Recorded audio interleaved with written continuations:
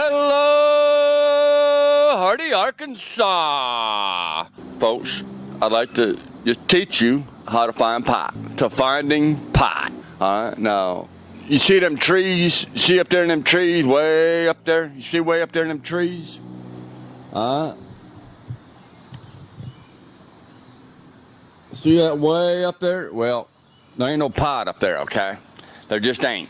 And if there is, it ain't no good, because the pot I like needs full sun.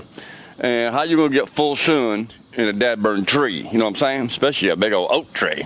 So anyway, don't look up in the trees for no pot, okay? Because it ain't there. I'm telling you, it ain't there. So, but I'll tell you where to look. I like to look around my neighbor's house, particularly the rednecks. They always got pot laying around there. Yeah, here, let me show you what I mean. Look at this. There's a lot of pot.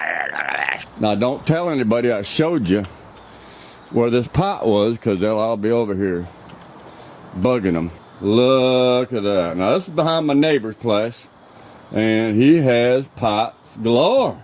See what I'm saying? Woo, dog. I mean, every redneck yard has a pot.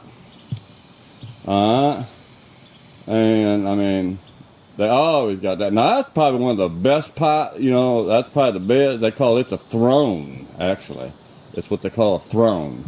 And they do a lot of thinking on their particular pot. I mean, that pot makes them think. Woo, dog.